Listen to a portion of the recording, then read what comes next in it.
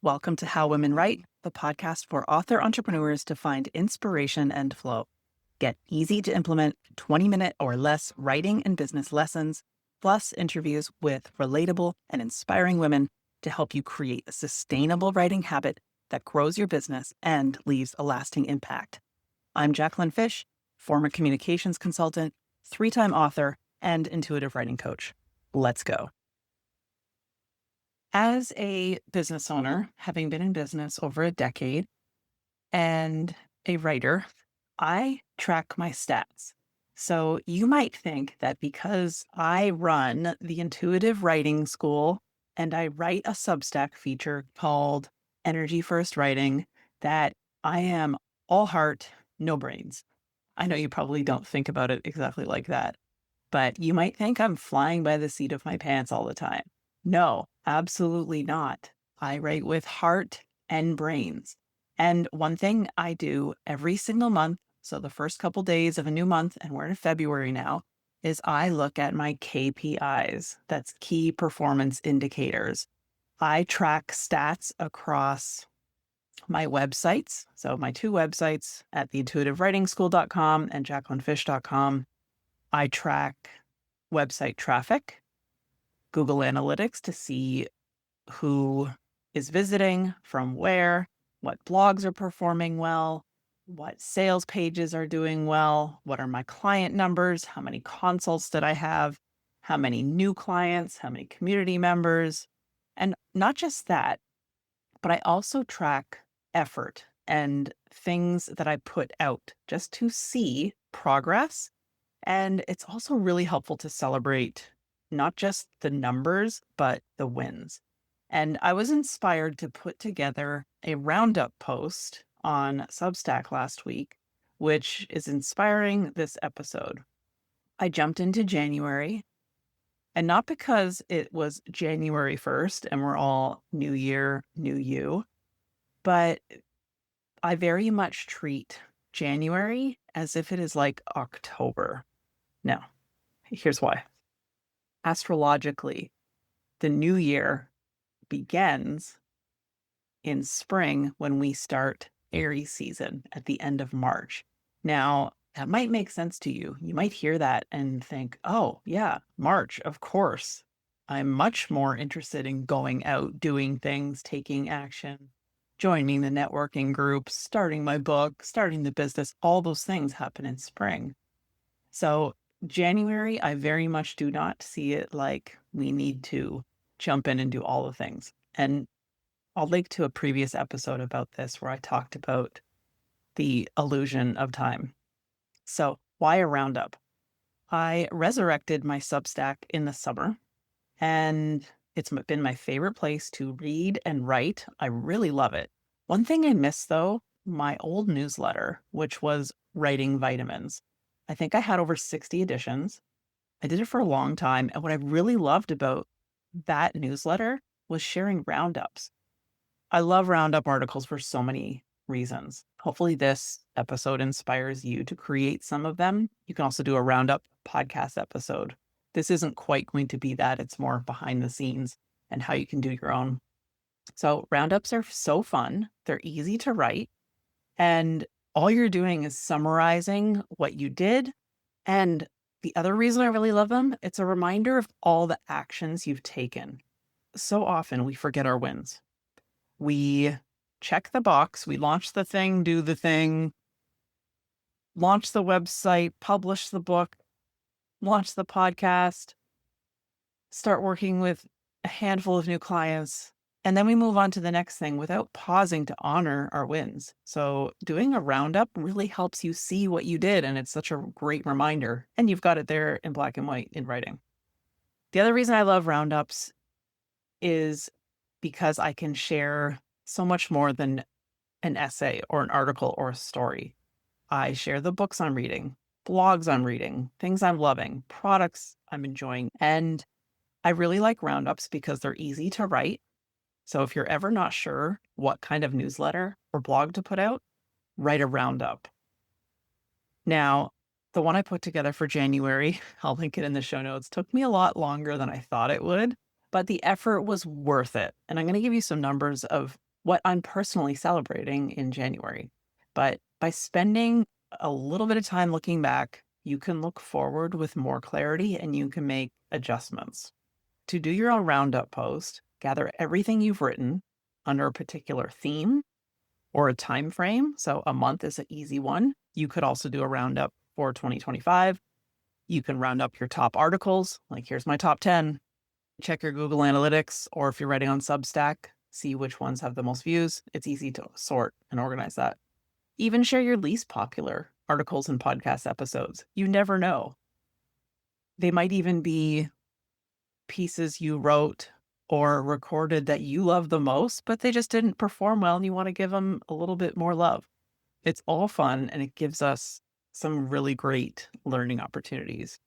You can round up things like a bunch of creative quotes, some of your favorite quotes on a particular topic, and things like that. So here are some of my wins. Increase in January across the board. This one blew my mind though. Website traffic at the Intuitive Writing School was up 41%. That is huge. That website has been around for over a decade. It's changed domain names a few times. I've been blogging there for a long time, and I keep my writing on there fresh. So I'm not blogging there anymore, as you know, if you've been following along. I now blog mainly on Substack. But the Intuitive Writing School blog still gets some love because some of my articles on there get some good SEO, that's search engine optimization. Each month, I track which articles are doing the best. Then I update them with some tweaks, or if something is timely. For instance, I have a blog about Mercury retrograde. I update that a couple times a year, just before Mercury goes retrograde every time. Things like that make it really easy. I also have some articles that are time-based. For instance, 15 writing prompts to become a better writer in 2026. So that was 2025. And to refresh it for 2026, I updated the date and the title. I might update some of the writing prompts. I might even change it. I might even add some more. Like if I added 5 more, I would have called it 20 writing prompts. And I'll tweak the language a little bit. Just make sure everything I'm linking to is still what I want to link to. So you can do things like that, and then you'll update them once a year. And through January, I updated 6 articles. Super easy, 1 or 2 a week, and then I republish them. So I don't take them down and republish them. I just change the publish date to a newer date. So if you visit my blog, you will see that there is newer content happening on there. But I didn't write all 6 of those podcasts or all 6 of those blogs. On this podcast, this episode, I'm celebrating 57 episodes. Now, there's 52 weeks in a year. Some weeks I skipped, some weeks I published 2 episodes. So I've been at it for more than a year. I also changed the artwork to something that felt a little softer and calmer, cozier vibe, which is where I feel more aligned for 2026 and what we record here. And also sharing behind the scenes. These episodes are inspired by my Substack writing. Because I'm a writer first, Substack also takes a voiceover, which I love. So I read that for Substack, and then I'll record it again, just because you can tell when you're reading from a script, and I don't love that vibe in a podcast. So I'll hit record again. It takes just the same amount of time, and then that becomes a podcast episode. Because I'm a writer first, speaker second, this flow really works well for me. However, if you prefer the opposite and you want to talk your thoughts through first, start a podcast, take your transcript, and then turn your transcription into a blog and work the other way. I had 2 interviews with amazing women on the podcast in January, and then I recorded 4 solo episodes. They were all fun and inspired from a Substack article. And then Substack posts. So my process for writing those flows like this. Usually early in the week, I write some fast drafts. A fast draft, an SFD, also known as a surrendered first draft, formerly known as the shitty first draft, but our writing is not shitty. My drafts take usually 30 minutes, no editing. They are very much stream of consciousness, get information out. There is typos, no punctuation, there's bullets. It is just a pile of words. But that's the point. The point is to get it out quickly. And then I sit. Actually, the week of January 18th, I drafted 3 essays in a week. Every day, a new piece of inspiration came through and I allowed it to flow. And then later in the week, sometimes a week or two or later, I'll circle back to the draft that's feeling the strongest, the most coherent, and I'll edit it further. Sometimes it'll be ready to publish right after that. Other times I might let it sit a while longer, like, this needs something else. And I might come back 2, 6, 8 months later, a year later, add more as I'm inspired, and then hit publish. So that's my process for Substacks. And I have a couple ready to edit this week. So in January, I wrote 6 new Substack articles, sometimes 2 in 1 week, because that's just what came through. I also started a new feature on Substack called Writer's Gonna Write Wednesday. Fun fact, Writer's Gonna Write was the first name of the community when I started inviting writers in, because it used to be a space for business owners.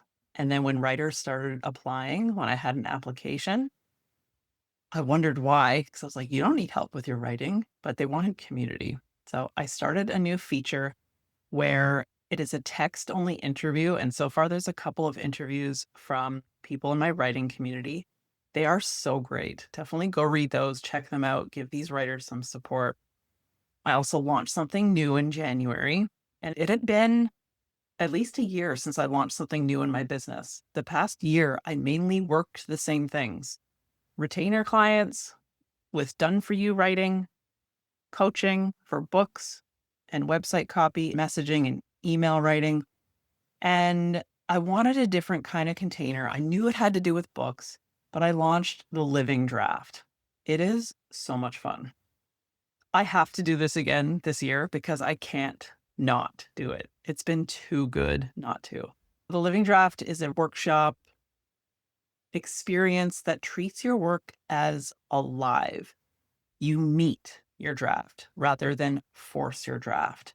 And I think this work really matters because we're reframing drafting from a one-time task into something that's a continuous conversation with your future self and your work and your words. So far, people are saying I'm writing more than I ever have. And your genuine care and excitement is felt because I really am excited. I also co-host another podcast called The Business Book Exchange. This is a fun project where freelance indexer Michelle Giuliano and I have unscripted conversations, business books, obviously, that influence our practices and our leadership as freelancers. We had a couple episodes that went live in January. We read an HBR, Harvard Business Review book, and Jenny Blake's Free Time. The next book we are reading is A World Without Email, which is going to be interesting because I love email, but I am uncovering some of the pitfalls.